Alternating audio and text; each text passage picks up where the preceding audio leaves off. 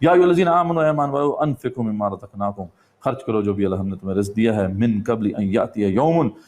اس سے پہلے کہ وہ دن آ جائے، لا بیع فیہ، نہ کوئی خرید و فروخت جس میں نہیں ہوگی، ولا خلۃ ولا شفاع، نہ کوئی دوستی ہوگی نہ کوئی سفارش ہوگی، والکافرون هم الظالمون، اور کافر ہی جو ہیں وہ ظالم ہیں۔ اس طرح کی آپ کو پتہ ہے ملتی جلتی بات بنی اسرائیل سے بھی اللہ تعالیٰ نے کہی تھی۔ اس لیے دیکھیں نا، ہمیں جو ہے آئینہ دکھایا جا رہا ہے، یہی بات اللہ تعالیٰ نے ان کو بھی کہا تھا، دیکھو باز آ جاؤ، اور اس دن کوئی کسی کے لیے شفاعت نہیں کر سکے گا، کوئی کسی کے لیے جو ہے خرید و فروخت نہیں ہوگی وہاں پہ، وہاں صرف و صرف اپنے اعمال ہوں گے۔ اللہ لا الہ الا ہو، اللہ کے سوا کوئی الہ نہیں ہے، الحی القیوم، وہ ہمیشہ ہے، زندہ ہے، قائم رکھنے والا ہے ہر چیز کو، لا تأخذہ سنۃ ولا نوم، اور نہ آتی ہے اسے کوئی اونگ، نہ ہی اسے نیند آتی ہے، لہ ما فی السماوات و ما فی الارض، اسی کے لیے زمین و آسمان کی بادشاہ، زمین آسمان کی ہر شے ہے اسی کی ہے۔ من ذا الذی یشفع عندہ الا باذنہ، اور کون ہے جو سفارش کر سکے اس کے سامنے مگر اس کے اذن سے۔ یعلم ما بین ایدیہم وما خلفہم، وہ جانتا ہے جو کچھ لوگوں کے سامنے ہے، جو کچھ بھی ان کے پیچھے ہے۔ ولا یحیطون بشیء من علمہ الا بما شاء، اور وہ احاطہ نہیں کر سکتے کچھ بھی اس کے علم سے مگر جتنا وہ چاہے۔ وسع کرسیہ السماوات والارض، جو اس کی کرسی ہے وہ آسمان و زمین پر جو ہے اس کی وسعت ہے، یعنی اس کی جو اتھارٹی ہے وہ اسٹیبلشڈ ہے آسمان و زمین پر۔ ولا یعودہ حفظہما، اور نہیں تھکاتی اسے ان دونوں کی نگرانی، وہو العلی العظیم، اور وہ بہت ہی بلند ہے اور بہت عظیم ہے۔ یہ آیت کرسی ہے، بہت بڑی آیت ہے، آپ کو پتہ ہے کہ اس کی بڑی فضیلت ہے، بڑی اس کی قدر و منزلت ہے۔ تو اللہ فرما رہے ہیں کہ یہ حقیقت اب کھل چکی ہے، یہ واضح ہو چکی ہے، یہ بات اب مبرہن ہو چکی ہے۔ لا اکراہ فی الدین، اس لیے اب دین میں کوئی کراہت نہیں ہے، اس لیے اب زبردستی کسی کو نہیں کہا جائے گا کہ تم مسلمان ہو۔ ہاں اگر کوئی بندہ غیر مسلم ہے تو اس کے لیے اللہ تعالیٰ نے انسٹرکشن دے دی ہیں کہ وہ ماتحت ہو کے رہ سکتا ہے، وہ جزیہ دے گا، مسلمانوں کے تحت رہے گا، اس کے پاس پوزیشن آف اتھارٹی نہیں ہونی چاہیے، لیکن یہ ہے کہ وہ اس کا اختیار ہے کہ دنیا میں جو بھی وہ مذہب اختیار کرے، کیونکہ حق واضح ہو چکا ہے۔ قد تبین الرشد من الغی،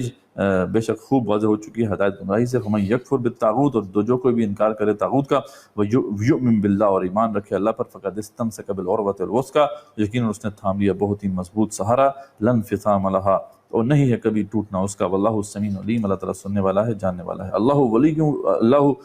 ولی الذین آمنوا، اور یاد رکھو کہ اللہ تعالیٰ ہی ولی ہے، دوست ہے ایمان والوں کا۔ یخرجہم من الظلمات الی النور، وہ نکالتا ہے انہیں اندھیروں سے روشنی کی طرف۔ والذین کفروا اولیاؤہم الطاغوت، اور جنہوں نے کفر کیا ہے ان کے ساتھی ہیں طاغوت، شیاطین۔ یخرجونہم من النور الی الظلمات، اور وہ ان کو نور سے ظلمات کی طرف لے جاتے ہیں، روشنی سے اندھیروں کی طرف لے جاتے ہیں۔ نہیں، روشنی ایک ہی ہوتی ہے، اندھیرے کئی ہوتے ہیں، یہاں پہ بار بار اس کا ذکر قرآن میں آتا ہے۔ اولئک اصحاب النار، یہ آگ والے ہیں، ہم فیہا خالدون، رہیں گے اس میں ہمیشہ ہمیشہ۔ اب یہاں پہ لا اکراہ فی الدین کی جو تشریح کی جاتی ہے انفارچونیٹلی، وہ اس پورے کانٹیکسٹ سے ہٹا کر، یہی مسئلہ ہے قرآن کی آیت کا کہ اس کو سیاق و سباق سے ہٹا کر آؤٹ آف کانٹیکسٹ اپنے مطلب کے لیے لوگ پیش کرتے ہیں اور اپنے معنی پہناتے ہیں، جو کہ ظلم ہے قرآن کی آیت کے ساتھ۔ الم تر الی الذی حاج ابراہیم فی ربہ، اب یہاں پہ اگزامپل دی جا رہی ہے کہ یہاں پہ تو بتا دیا گیا نا کہ جو حق ہے اور باطل ہے وہ اس میں تفریق ہو چکی ہوئی ہے، حقیقت واضح ہو چکی ہے۔ اب دو مثالیں دی جا رہی ہیں اسی تناظر میں۔ ظاہری بات ہے کہ اس کا لنک ہے نا، یہ جو آگے بات آ رہی ہے اس کا ایک لنک ہے پچھلے جو مضمون کے ساتھ۔ یہی وہ بات ہے جس پہ میں نے آپ سے کہا تھا کہ میں ایمفیسس کروں گا کہ قرآن ایک مربوط کلام ہے، ایک مسلسل کلام ہے، اس میں ایسی بات نہیں ڈس انٹیگریشن ہے، اب ایک بات یہاں پہ آ رہی ہے، یہاں پہ ایک واقعہ آ رہا ہے، اب اس کا کوئی لنک تو ہے نا، یہاں پہ الرٹ اپ تو نہیں بات آ رہی۔ تو اس حوالے سے اب دو مثالیں دی جا رہی ہیں، اور یہ خاص طور پہ اگر آپ تصویر عثمانی پڑھیں، شبیر عثمانی رحمۃ اللہ علیہ نے اس حوالے سے ایسے بہت سے مقامات کی تشریح کی ہے جہاں یہ آپ کو بظاہر لگتا ہے کہ یہاں پہ گیپ ہے، لیکن وہ گیپ ہوتا نہیں ہے۔ وہی اس حوالے سے یہ تشریح کرتے ہیں کہ الم تر الی الذی حاج ابراہیم من ربہ، اب فی ربہ، یہاں پہ اب نمرود کا ذکر ہو رہا ہے۔ اب یہ ایک ایسا شخص تھا جس تک حق پہنچ گیا، اس کو سمجھ بھی آ گیا کہ حق ہے، پھر اس نے ڈینائی کیا۔ تو ایک مثال اس کی دی جا رہی ہے کہ جس تک حق پہنچا اور اس نے جان بوجھ کے ڈینائی کر دیا۔ اب آگے کچھ اور مثالیں دی جائیں گی جن تک حق پہنچا اور انہوں نے دل و جان سے اسے قبول کر لیا۔ تو یہ بات ہے کہ اللہ فرماتے ہیں کہ حق تو واضح ہو چکا ہے، اب ظاہری بات ہے ایک بندے کے اوپر ہے، اگر وہ انابت ہے اس کے اندر، وہ نیک بندہ ہے، سمجھدار ہے، تو وہ قبول کر لے گا حق کو، ورنہ یہ ہے کہ جو بندہ اپنی ہی بربادی کرنا چاہتا ہے وہ نہیں مانے گا، جیسا کہ نمرود کا معاملہ ہوا۔ تو کیا آپ نے نہیں دیکھا اسے جس نے جھگڑا کیا تھا ابراہیم علیہ السلام سے اس کے رب کے بارے میں؟ ان آتاہ اللہ الملک، اس لیے کہ دی تھی اسے اللہ نے بادشاہت۔ اذ قال ابراہیم ربی الذی یحیی ویمیت، جب فرمایا ابراہیم علیہ السلام نے کہ میرا رب تو وہ ہے جو زندگی دیتا ہے اور موت بھی دیتا ہے۔ قال انا احیی و امیت، تو اس نے بھی کہا کہ بڑے تکبر سے کہا کہ میں بھی زندہ کرتا ہوں، میں بھی زندگی دیتا ہوں، موت دیتا ہوں۔ اس نے جناب سامنے راہ چلتے بندے کو بلایا، اس کو گردن اڑا دی، ایک بندہ جس کے اوپر ڈیتھ سینٹنس جو ہے وہ ایشو ہو چکا تھا، اس کو رہا کر دیا، یہ میں بھی کر لیتا ہوں۔ قال ابراہیم فإن اللہ یأتی بالشمس من المشرق، تو ابراہیم علیہ السلام نے پھر وہ اسٹرائک کی جو اصل جہاں تک اس کو لے کے آنا چاہتے تھے ابراہیم علیہ السلام، کہ دیکھو میرا رب تو وہ ہے جو سورج کو مشرق سے نکالتا ہے، فأتی بہا من المغرب، تو ایسا کر تو مغرب سے نکال کے دکھا، ٹھیک ہے۔ اب یہ وہ ایسی بات تھی جس سے وہ بالکل مبہوت ہو گیا، فبہت الذی کفر، تو اپنے کفر میں مبہوت ہو گیا، حیرت انگیز ہو گیا، واللہ لا یہدی القوم الظالمین، تو اللہ تعالیٰ فرماتے ہیں پھر اللہ ایسے ظالموں کو تو کبھی ہدایت نہیں دیتا جو بات سمجھ جائے اور پھر بھی نہ مانے۔ تو یہ وہ مومنٹ تھا جب وہ بات کو سمجھ گیا، تو یہ بہرحال یہ پورا واقعہ ہے، ابراہیم علیہ السلام نے اس کو اس طریقے سے جو ہے بات کو سمجھایا۔ ابراہیم علیہ السلام کا انداز ہی کچھ ایسا ہے، آپ دیکھیں گے کہ وہ بڑی جسے کہتے ہیں نا کہ ڈیوسٹیٹنگ اسٹرائک جسے کہتے ہیں، تو اس کو جھٹکا دے کے جو ہے سمجھاتے ہیں موسیٰ ابراہیم علیہ السلام۔ اپنی قوم کو بھی ایسے سمجھایا تھا جب سارے بتوں کو توڑ دیا اور بڑے والے بت کے کندھے پہ رکھ دیا کلہڑا، اس سے پوچھ لو،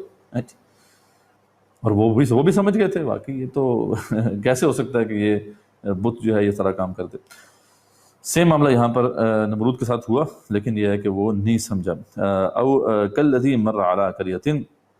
یا اس شخص کی طرح جو گزرا ایک ایسی بستی سے، وہی خاویۃ علی عروشہا، وہ گری ہوئی تھی اپنے چھتوں کے بل، یعنی اس کے ساری یعنی جو گھر تھے اینٹ پتھر کا جو بھی گھر تھا وہ سب مسمار ہو چکا تھا اور چھتیں نیچے گری ہوئی تھیں۔ قال ان یحیی ہذہ اللہ بعد موتہا، تو اس نے بڑی حیرت انگیز طور پہ کہا کہ اللہ تعالیٰ تو کیسے زندہ کرے گا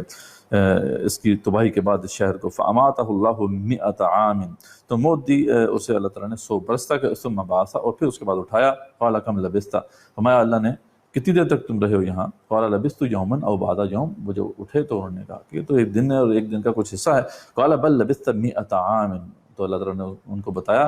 کہ دیکھو یہ تم 100 سال تک جو ہے اس حالت میں رہے ہو۔ فانظر الی طعامک، اپنے کھانے کی طرف دیکھو، وشرابک لم یتسنہ، اور اپنے جو ہے کھانے کی طرف دیکھو اور پینے کی جو مشروب ہے اس کی طرف دیکھو، یہ بالکل بھی بوسیدہ نہیں ہوا، یہ اللہ کی قدرت ہے۔ 100 سال تک اللہ تعالیٰ نے اس کو فریش رکھا ہے دونوں چیزوں کو۔ منظر الی حمارک، لیکن اپنے گدھے کو دیکھو، ولی نجعلک آیۃ للناس، تاکہ ہم بنا دے تمہیں نشانی لوگوں کے لیے۔ وہ گدھا جو تھا بالکل جو ہے اس کی ہڈیاں پڑی تھی وہاں پر۔ وانظر الی العظام، اب اس کی ہڈیوں کی طرف دیکھو، کیف ننشزھا، ہم کیسے جو ہے اٹھا رہے ہیں اس کو، ثم نکسوھا لحما، اور پھر جو ہے کیسے جو ہے چڑھاتے ہیں ہڈیوں کے اوپر گوشت۔ فلما تبین له، پھر جب خوب واضح ہو گیا یہ سارا ماجرا ان کے اوپر، قال عالم، فوراً وہ بے اختیار پکار اٹھے جو ہے میں جانتا ہوں ان اللہ علی کل شیء قدیر، اللہ تعالیٰ جو ہے ہر چیز پر قادر ہے۔ یہ ہے واقعہ اصل میں حضرت عزیر علیہ السلام کا، یہ ایونٹ جس کا یہاں پہ ذکر ہو رہا ہے، جو مفسرین نے اس کو یہ بیان کیا ہے کہ جب یہ بنی اسرائیل کو بخت نصر نے جو ہے تباہ کر دیا تھا ان کے علاقوں کو، اور پورا یروشلم بھی تباہ کر دیا تھا، تو وہ جو کیپٹیو بنا کے لے گیا تھا کافی بنی اسرائیلیوں کو، یہودیوں کو، تو ان میں یہ شامل تھے۔ وہاں سے کسی طریقے سے اپنے آپ کو چھڑا کے واپس آئے ہیں، اور یہاں پہ جب انہوں نے یہ منظر دیکھا ہے یروشلم کا، تو وہ کیفیت تھی کہ انہوں نے دیکھا کہ یہاں پہ کوئی اینٹ پتھر گھر جو ہے وہ سلامت نہیں ہے، تو اس پہ انہوں نے کہا تھا کہ اللہ تعالیٰ تو اسے کیسے دوبارہ جو ہے اٹھائے گا۔ تو ایک ایسی کیفیت میں ہو گئے اللہ تعالیٰ کے، وہ کہ نبی تھے، بہت بڑے نبی ہیں علیہ السلام، لیکن ان کو ایک ایسی کیفیت میں وہ چلے گئے کہ انہوں نے کہا، ایک بے اختیار ان کی زبان سے نکلا کہ اللہ تعالیٰ تو کیسے ایسا کرے گا۔ اللہ تعالیٰ نے ان کو یہ ایک سارا ایک جو ہے دکھایا اسپیکٹیکل کہ دیکھیں اس طریقے سے اللہ کرتے ہیں، تو وہ فوراً سمجھ گئے، فوراً ان کا جو یقین تھا وہ مزید مستحکم ہو گیا۔ تو یہ ایک ایسے شخص کا واقعہ ہے جس نے اللہ سے ہدایت چاہی، اور اس کے سامنے جب حقیقت کھل گئی تو وہ فوراً دل و جان سے انہوں نے تسلیم کر لیا۔ وَإِذْ قَالَ ابراہیم، اس طریقے سے ایک اور واقعہ ابراہیم علیہ السلام کا بھی ہے۔ وَإِذْ قَالَ ابراہیم رَبِّ أَرِنِي كَيْفَ تُحْيِي الْمَوْتَى، انہوں نے بھی ایک دن اپنے رب سے کہا کہ اللہ تعالیٰ مجھے بتا دو صحیح کیسے تو دوبارہ مردہ کو زندہ کرے گا۔ قَالَ أَوَلَمْ تُؤْمِنْ، تو اللہ تعالیٰ نے کہا کہ ابراہیم آپ ایمان نہیں رکھتے؟ تو قال بھلا، انہوں نے کہا یقیناً میں ایمان رکھتا ہوں، ولیکن لیطمئن قلبی، بس میں اس لیے کہہ رہا ہوں کہ دل کو ذرا اطمینان آ جائے۔ بات سمجھ آ گئی؟ یعنی قلب کی کیفیت جو ہے وہ بالکل اس میں اطمینان کی کیفیت آ جائے، بس اس لیے ہمارا، ورنہ مانتا تو ہوں بلا چنو چرا مانتا ہوں، آپ جانتے ہیں۔ تو بہرحال انسان کی ضرورت ہے نا، بطبع بشری انسان کی یہ ضرورت ہے کہ وہ مشاہدہ کرنا چاہتا ہے، وہ مشاہدہ جو ہے اس کو مزید تقویت دیتا ہے، اس کی جو انڈرسٹینڈنگ ہے اس کو۔ قال فخذ اربعۃ من الطیر، انہوں نے فرمایا کہ 4 پرندوں کو لو، فصرہن الیک، اور ان کو اچھے طریقے سے مانوس کر لو اپنے ساتھ، ثم جعل علی کل جبل منہن جزءا، پھر رکھ دو ہر پہاڑ پر ان کا ایک ایک حصہ، ثم ادعہن یأتینک سعیا، پھر فرعون نے چلے آئیں گے تمہارے پاس دوڑتے ہوئے، وعلم جان لو اچھی طریقے سے، ان اللہ عزیز حکیم، اللہ تعالیٰ جو ہے وہ عزت والا ہے، قدرت والا ہے، اور وہی حکیم ہے۔ تو ایسے ہی ہوا، انہوں نے 4 پرندے لیے، ان کو ذبح کیا، ان کی بوٹیاں بنائیں، اور وہ ٹکڑے جو تھے وہ لا کے 4 مختلف پہاڑوں پہ رکھ دیے، اور پھر ان کو بلایا جیسے کہ وہ بلایا کرتے تھے ان کو جب وہ زندہ تھے، اور وہ دوڑتے ہوئے ان کے پاس، یعنی سارے کے سارے پرندے ان کے ٹکڑے جڑے اور وہ پرندے بنے اور ان کے پاس آ گئے، اور اس طرح ان کو بھی یہ انہوں نے مشاہدہ کر لیا۔ مثل الذین ينفقون اموالهم فی سبیل اللہ، اب یہاں پہ وہی بات کنٹینیوٹی میں ہے، یہ واقعات بھی دو سورہ جو آیت الکرسی ہے وہ اس سے پہلے جو مضمون تھا انفاق فی سبیل اللہ کا، کیا ریلیشن شپ ہے، اگین بہت اہم ہے، تفسیر عثمانی آپ پڑھیں، بڑی خوبصورت انہوں نے اس کی جو ہے ریلیشن شپ ڈرا کی ہے۔ وہ کہتے ہیں کہ بیچ میں آیت الکرسی آئی، 3 واقعات نقل کر کے سمجھا دیا گیا کہ حق واضح ہو جانے کے بعد اب اللہ کسی کو زبردستی ہدایت پر گامزن نہیں کرے گا۔ یہی بات، یہی اللہ نے فرمایا تھا نا کہ دیکھو ہدایت واضح ہو چکی ہے، اب کسی سے زبردستی نہیں کی جائے گی، لا اکراہ فی الدین، اس لیے اللہ تعالیٰ اب زبردستی تو تم سے پیسے نہیں لے گا، اب تمہارے اوپر ہے، تمہارے پاس یہ اختیار ہے، تم مال دیتے ہو اللہ کے لیے کہ نہیں دیتے۔ تو یہ ہے اصل میں وہ تسلسل جو برقرار ہے۔ کمثل حبۃ انبتت سبع سنابل، ہاں بس یہ یاد رکھنا کہ اس کا پھر اجر کیا ہے جو اللہ کے راستے میں صحیح معنوں میں دے گا، تو ایک دانے کی سی ہے، ایک ایسے دانے کی سی مثال ہے جس نے اگائیں 7 بالیاں، فی کل سنبلۃ مئۃ حبہ، اور ہر بالی میں ہیں 100 دانے، واللہ یضاعف لمن یشاء، اور اللہ بڑھاتا ہے جس کے لیے چاہتا ہے۔ تو یہ 7 بالیاں اور ہر بالی میں 100 دانے، تو 700 پلس پروفٹ ہے جی، اتنا بہترین پروفٹ آپ کو کہیں نہیں ملے گا، کوئی دنیا میں جو ہے آپ کو کوئی بزنس اتنا پروفٹ نہیں دے گا، نہ کوئی بینک جو ہے وہ پروفٹ تو نہیں، سود آپ کو دے گا اتنا، 700 پلس پروفٹ ہے، اس یہاں پہ رکھوائیں پیسے اپنے ڈپازٹ کریں، گارنٹیڈ ہے 700 پلس پروفٹ، یہ تو منیمم ہے، اس کے علاوہ بھی اللہ فرماتے ہیں جو کچھ چاہتا ہے اس سے بھی زیادہ دیتا ہے، واللہ واسع علیم، اللہ بڑے وسیع والا ہے۔ الذین ینفقون اموالهم فی سبیل اللہ، اور جو لوگ خرچ کرتے ہیں اپنا مال اللہ کی راہ میں، ثم لا یتبعون ما انفقوا منا ولا اذى، پھر پیچھا نہیں کرتے اس کا جو خرچ کیا احسان جتانے کے لیے اور نہ ہی دکھ دینے کے لیے۔ اگر آپ نے کسی کو پیسے دیے ہیں تو احسان جتلانا جو ہے یہ گناہ کبیرہ ہے، یاد رکھنا بہت بڑا گناہ ہے، اور خاص طور پہ احادیث میں اس کا ذکر آتا ہے، لہم اجرہم عند ربہم، تو جو اس کے بغیر صرف فی سبیل اللہ اللہ کے لیے دیتا ہے مال، تو اس کا اجر جو ہے ان کے رب کے پاس ہے، ولا خوف علیہم ولا هم یحزنون، ان کے لیے کوئی خوف نہیں ہوگا، کوئی حزن نہیں ہوگا۔ قول معروف مغفرۃ، اور بھلی بات کہنا اور درگزر کرنا زیادہ بہتر ہے، خیر من صدقۃ یتبعها اذى، ایسا صدقہ ایسے صدقے سے جس کے اندر ساتھ اذیت دی جا رہی ہو، آپ دوسرے کو جناب صدقہ دے رہے ہیں اس کے بعد احسان جتلا رہے ہیں، یہ اس کو ایذا دے رہے ہیں، تو یہ اس سے بہتر ہے کہ آپ نہ ہی دیں، ٹھیک ہے، بہتر بات ہی کر دیں اسے کہ ٹھیک ہے میں نہیں آپ کی مدد کر سکتا، واللہ غنی حلیم، یاد رکھنا کہ اللہ غنی ہے اور وہ حلیم ہے۔ یا ایھا الذین آمنوا لا تبطلوا صدقاتکم بالمن والاذى، اور اے ایمان والو یاد رکھو اپنے صدقات کو برباد مت کیا کرو لوگوں کو مال دے کر اور پھر احسان جتلا کر، کالذی ینفق مالہ رئاء الناس، اس شخص کی طرح جو خرچ کرتا ہے اپنا مال لوگوں کو دکھانے کے لیے،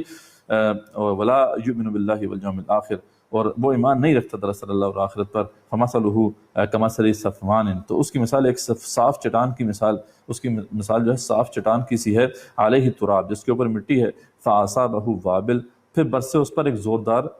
می، یعنی آسمان سے پانی برسے، فترکہ صلدا، بس چھوڑ دے اسے سخت چٹان کی صورت میں، لا یقدرون علی شیء مما کسبوا، وہ نہیں اختیار رکھتے کسی چیز پر اس میں سے جو انہوں نے کمایا ہے، واللہ لا یہدی القوم الکافرین، اللہ تعالیٰ ایسے کافر قوم، ایسی جو کافر قوم ہے اس کو ہدایت نہیں دیتا۔ تو یہ مثال اس شخص کی ہے جو کہ دکھاوے کے لیے کرتا ہے، لوگوں کو جو ہے اذیت دیتا ہے، جب بھی وہ مال دیتا ہے کسی کو صدقہ دیتا ہے اس کے بعد اس کو اذیت دیتا ہے، اس پہ احسان جتلاتا ہے، تو اس کی مثال ایسی ہے کہ بالکل ایک چٹیل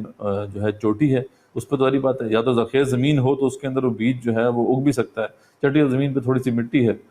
اوپر سے پانی برسا وہ مٹی ختم ہوگی، بس یہ اس کے خرچ کرنے کی مثال ہے کہ اسے کچھ بھی نہیں ملے گا آخرت میں، اس کے لیے کچھ بھی نہیں ہے۔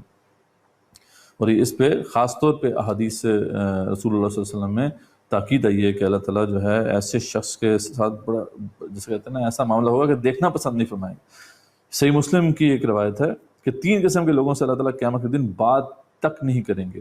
نہ ان کی طرف نظر رحمت سے دیکھیں گے، نہ انہیں پاک کریں گے، بلکہ ان کے لیے دردناک عذاب، ٹھیک ہے۔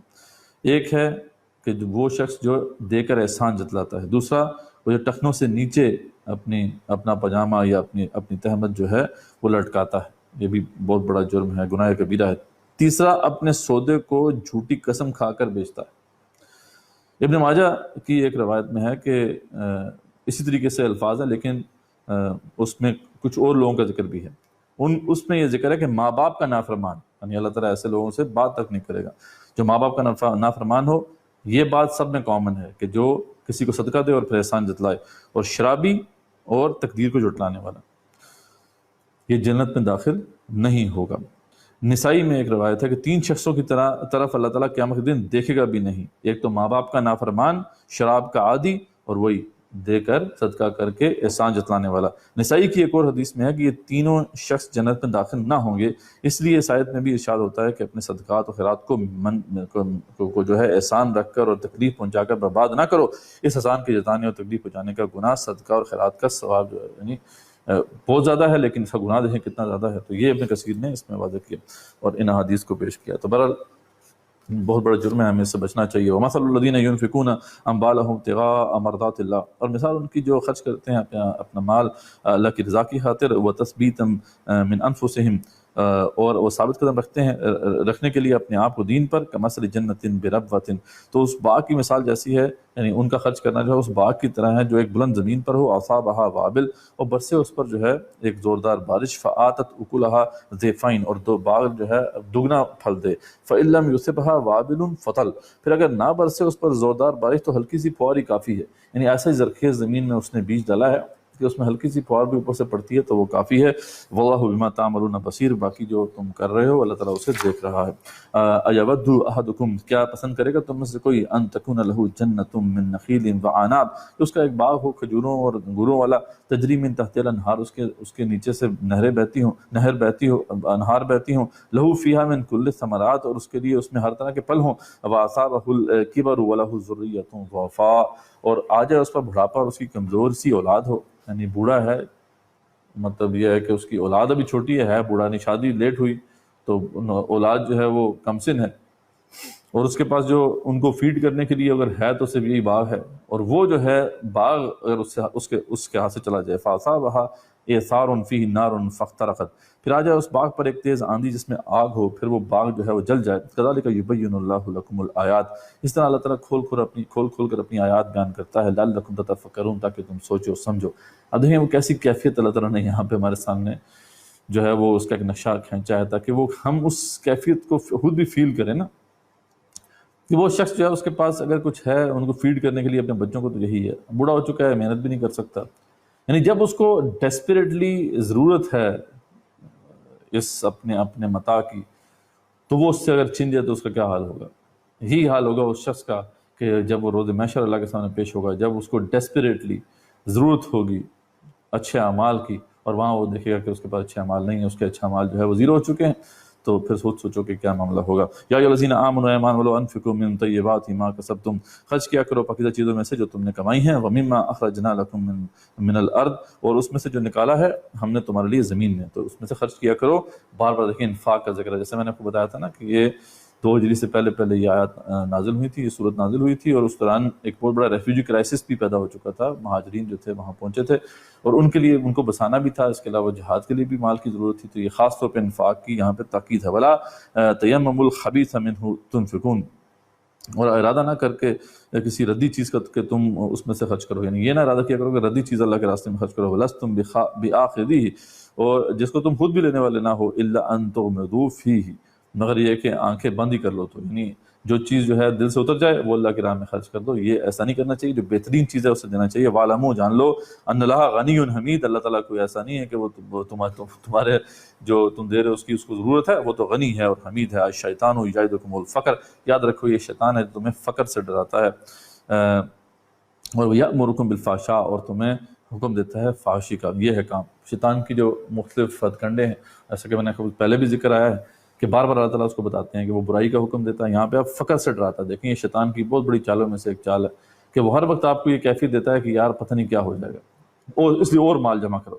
اب یہاں پہ آپ کو پتہ ہے کہ بلینئرز بھی ہیں، وہ بھی پریشان ہوتے ہیں کہ یار رینی ڈیز کے لیے سیو کر کے رکھو، بھی save something for the rainy days. تو غنا اصل میں قلب کا غنا ہوتا ہے، باقی فقر جو ہے وہ تو بلینئر بھی ہے تو اس کو بھی فقر لاحق ہو سکتا ہے۔ اور غنا جو ہے وہ ایک عام سے غریب آدمی کو بھی نصیب ہو سکتا ہے. یامرکم بالفحشاء، اور وہ تمہیں حکم دیتا ہے فحاشی کا. واللہ یعدکم مغفرۃ منہ وفضلا، اور اللہ وعدہ کرتا ہے تم سے بخشش کا اپنی طرف سے اور فضل کا. واللہ واسع علیم، اللہ تعالیٰ بڑے وسیع والا ہے. یؤتی الحکمۃ من یشاء، اللہ تعالیٰ فرماتا ہے حکمت جسے چاہتا ہے. ومن یؤت الحکمۃ، اور جسے اللہ تعالیٰ نے حکمت عطا کر دی، فقد اوتی خیرا کثیرا، اسے بہت بڑی خیر اللہ تعالیٰ نے عطا کر دی. وما یذکر الا اولو الالباب، اور نصیحت وہی قبول کرتے ہیں جو